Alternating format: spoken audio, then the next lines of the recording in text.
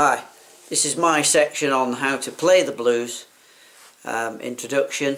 Whiskey will be talking about his introduction around the history and how to blow the harp, and the real super detail about the blues. I'm going to take a practical aspect, and today I'm just going to look at the structure of the pentatonic scale, which is of course penta meaning 5, tone, tonic meaning tone.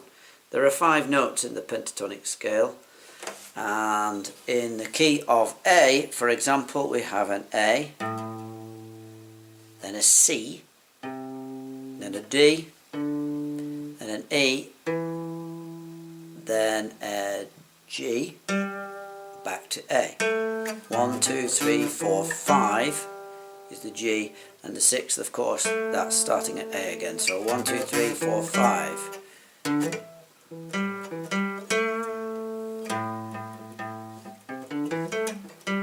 It starts again A,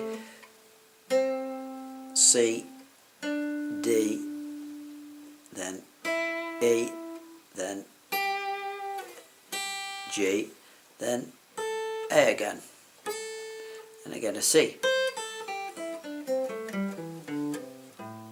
Those are the notes of the blues scale. The blues note that's very often bent in the key of A, that would be this one,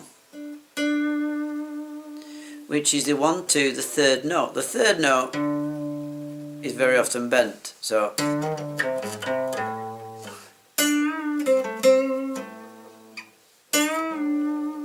that's the blue note. So the blues has its blue note. There are 5 notes in it, and those are the notes, and of course based on that we can extrapolate some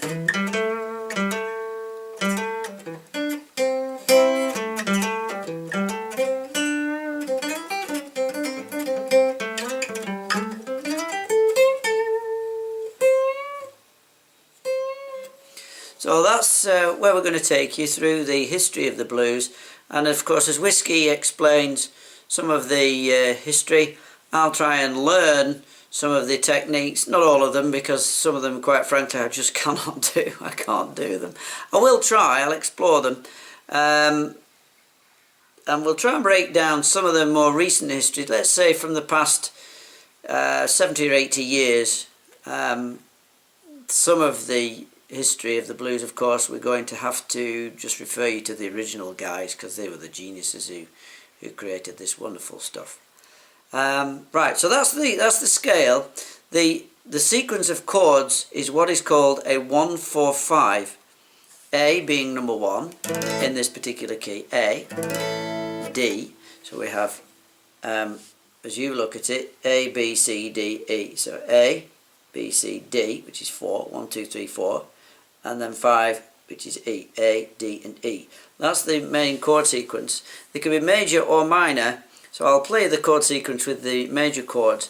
Now I'll call them out as we go, so if you can play the guitar, feel free to play along. Here's an E. I beg your pardon, that's an A. Okay, there's an A chord. Okay, I'm using an the key of A just because it's in the middle of the note. There's no other reason, I just picked A. It's a good place to start alphabetically. Musically you'd start at C, but anyway, let's not get into that. We'll get into the theory as we go. So the first sequence is 4 bars of the A chord. 2, 3, 4.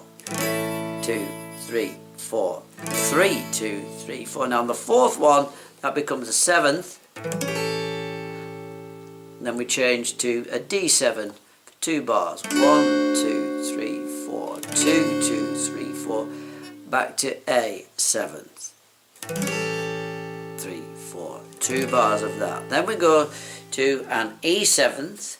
Now I'm going to choose this inversion. 1 bar. Then D 7th. 1 bar, which could be done like this. So I could have done an E 7th like this.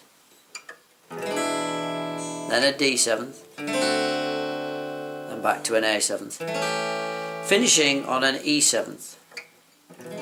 Now that wasn't particularly clear, so I'll do the whole thing and count it out. So we've got A, 2, 3, 4, 2, 2, 2, 3, 4, 3, 2, 3, 4, 4, 2, 3, a seventh, 5, that's a D7, 4, 6, 2, 3, 4, back to A7, 7, 2, 3, 4, 8, 2, 3, 4, then an E7, 9, 2, 3, 4, D7, 10, 2, 3, 4, back to the A7, 11, 2, 3, 4, and then finishing on an E7, 12, 2, 3, 4. So that's the sequence of the 12 bar blues. 4 A's, fourth one being the seventh.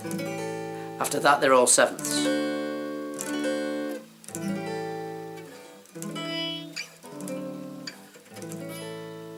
So those are the building blocks of the 12 bar blues.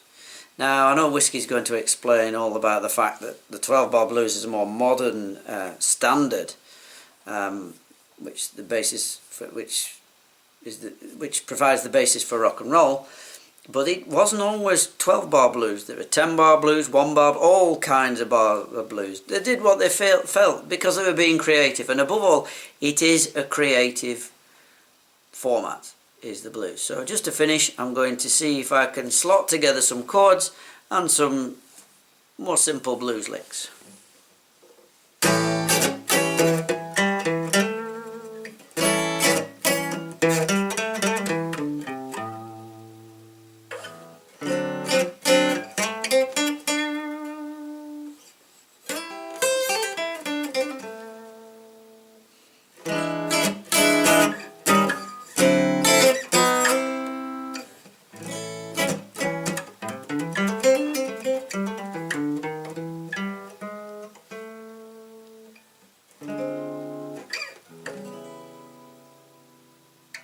So there we are.